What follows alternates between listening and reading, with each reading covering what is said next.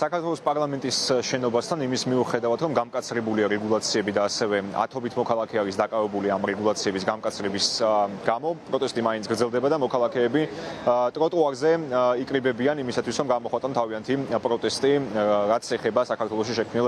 ვითარებას ბოლო თითქმის 1 წლის განმავლობაში. სამართალ დამცველები უშუალოდ საქართველოს პარლამენტის შენობის წინა ტერიტორიასთან არ გამოჩენილან, როგორც ეს იყო გუშინ, დაახლოებით ამ დროს და ჯერჯერობით არც მათი მობილიზება შეინიშნება უშუალოდ პარლამენტის შენობის წინა ტერიტორიაზე, თუმცა მიმდებარედ არაერთი საპოლიციო ეკიპაჟი არის მობილიზებული, მათ შორის ეგრეთ წოდებული დაკავების მანქანები და მიკროავტობუსები, რომლებშიც გუშინ საღამოს განმავლობაში არაერთი მოქალაქე მოათავსეს და გადაიყვანეს დროებითი მოთავსების იზოლატორში. მათი სასამართლო პროცესებიც მიმდინარეობდა დღეს მთელი დღის განმავლობაში თბილისის საქალაქო სასამართლოში და უკვე გამოცხადდა განაჩენი ნაწილის შემთხვევაში, მაგალითად სტუდენტ ლუკა გოგიას მოსამართლემ 14-დღიანი ადმინისტრაციული პატიმრობა შეუფარდა შინაგანსა სამინისტროს ვერსიით, მას გზის ხელოვნურად გადაკეტვა ედებოდა ბრალად რუსთაველის გამზირზე. თავად ლუკა გოგია სასამართლო პროცესზე არ უარყო შინაგანსა სამინისტროს ეს ბრალდება და თქვა, რომ მან გააბა სპეციალური დამცავი ლენტი პარლამენტის შენობის მდებარე ტერიტორიასთან, რათა ავტომობილებს არ შეექმნათ საფრთხე შეკრებილი აქციის მონაწილეებისთვის, ვინაიდან როგორც ლუკა გოგიამ განაცხადა პროცესზე შინაგანსა სამინისტრო აღარ არეგულირებდა საავტომობილო ნაკადს რუსთაველის გამზირზე და უსაფრთხოების მიზნით მიმართა მან ამ ზომას. სასამართლომ გაიზიარა ბრალდების მხარის პოზიცია და შესაბამისად, როგორც ვკითხავით, 14-დღიანი ადმინისტრაციული პატიმრობა შეუფარდა სტუდენტს. ასევე 4-დღიანი ადმინისტრაციული პატიმრობა შეეფარდა ლორინა ბერიას, რომელსაც ასევე გზის ხელოვნურად გადაკეტვა ედებოდა ბრალად. სხვა პირების შემთხვევაშიც გამოცხადდა სასჯელი 14-დღიანი ადმინისტრაციული პატიმრობა, მაგალითად შეეფარდა შაკო ბაღდოშვილსა და ასევე კიდევ ერთ სამოქალაქო აქტივისტს კახა კვეკვესკირს ამავე ბრალდებით ადმინისტრაციულ სამართალდაღალვათა კოდექსის შესაბამისად და ასევე დღეს კიდევ ერთი განაჩენი გამოცხადდა ნიკოლაი ბელიკოვის მიმართ, რომელსაც გარდა ადმინისტრაციული პატიმრობისა, რომელიც განისაზღვრა ზუსტად 2 კვირის ვადით, ასევე მოსამართლემ ქვეყნიდან გაძევების გადაწყვეტილებაც კი მიიღო და აეკრძალოს დაბრუნება 2 წლის ვადით. ასეთი იყო მოსამართლის გადაწყვეტილება. შინაგანსა სამინისტროს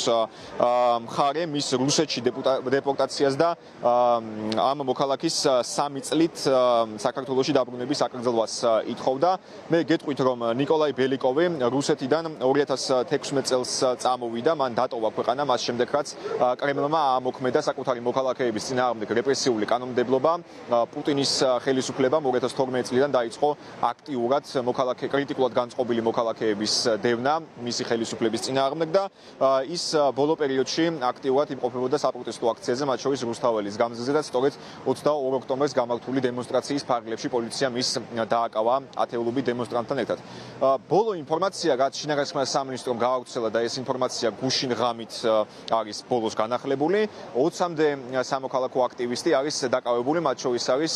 ლიკა ბასალაია შაუგულიძე, ასევე არაერთი სამოქალაქო აქტივისტი, არაერთი დემონსტრანტი, ასევე სხვა სფეროს წარმომადგენელი, ფინანსისტი ნიკოლოს შურღაია. 4-დღიანი ადმინისტრაციული პატიმრობა შეეფარდა, მაგალითად ერთ-ერთ სამოქალაქო აქტივისტს, რომელიც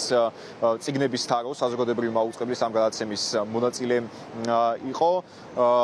რაც შეეხება სამოქალაქო აქტივისტების პოზიციას და სოციალურ ქსელებში გავრცელებულ ცნობებს, ისინი აცხადებენ, რომ ბევრად მეტია შინაგანსა სამინისტროსგან განსხვავებით, მონაცემებისგან განსხვავებით დაკავებულთა რაოდენობა და მიუთითებენ, რომ 30-მდე დემონსტრანტი დააკავეს გუშინ საპოლიციო ძალებმა ძალადობრივი გზით, როგორც ისინი ამბობენ, თუმცა ჩვენ ამ შემთხვევაში ვეყრდნობით ოფიციალური უწყებების განცხადებას და მონაცემებს და ვეყრდნობით ამ შემთხვევაში შინაგანსა სამინისტროს მონაცემს, რომლის მიხედვითაც დაპატიმრებული არის 20-მდე მოქალაქე. ასევე ერთ-ერთი სამოქალაქო აქტივისტი ნინი ნაჭყებია გაათავისუფლეს სასამართლო დარბაზიდან ადმინისტრაციული პატიმრობისგან. დღეს ეს გადაწყვეტილება მოსამართლემ მიიღო, იქიდან გამომდინარე, რომ მან არ მიიჩნია შინაგანსა სამინისტროს მტკიცებულებების საკმარისად, თითქოს ნინი ნაჭყებია კეტავდა გზას ხელოვნურად გუშინ 22 ოქტომბერს რუსთაველის გამზირზე და უწყებას მოსთხოვა, რომ 19 ნოემბრამდე წარმოედგინა შესაბამისი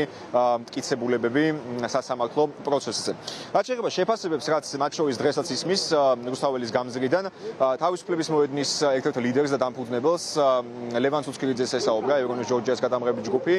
ის აქტიურად იყო ჩართული გუშინდელ პროტესტშიც და მოუწოდებდა მათ შორის შინაგანსაქმეთა სამინისტროს ერთ-ერთ მაღალჩინოსანს ლევან მაისურაძეს, რომ შეეწყვიტა ძალადობრივი ქმედებები და მოეწოდებინა სამართალდამცველებისთვის, რომ არ დაეკავებინა მოქალაქეები, რომლებიც ტროტუარიდან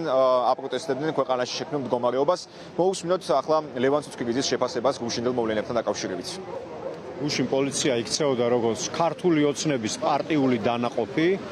რაღაც მარბიელი რაზმი პარტიის და არა როგორც პოლიცია, რომელიც ემსახურება საქართველოს კონსტიტუციას და ქართველ ხალხს. და მე მგონი მათ ავიწყდებათ, რომ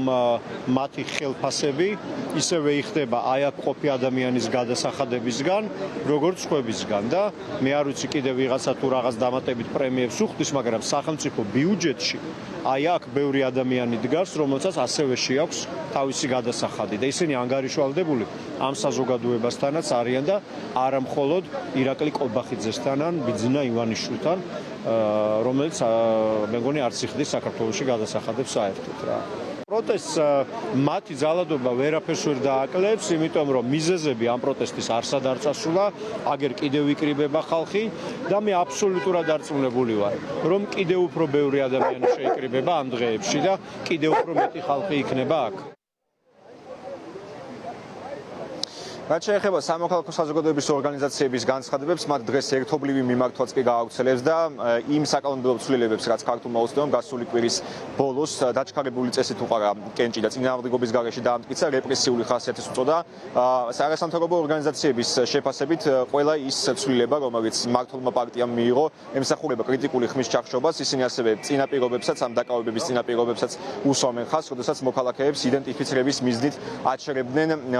პირბადის ქონის შესამოწმებლად და ასევე იმის შესამოწმებლად იყვნენ თუ არა ისინი საპროტესტო აქციაზე ჩხრეყდნენ და რიგ შემთხვევებში ეს საქმეები, როდესაც სასამართლოს გადაეცემოდა, არასამთავრობო ორგანიზაციები განმარტავენ, რომ იურისტებიც კი არ იყვნენ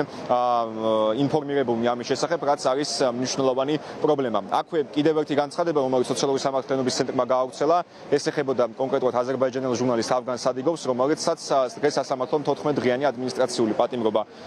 შეუფარდა და ასევე მნიშვნელოვანია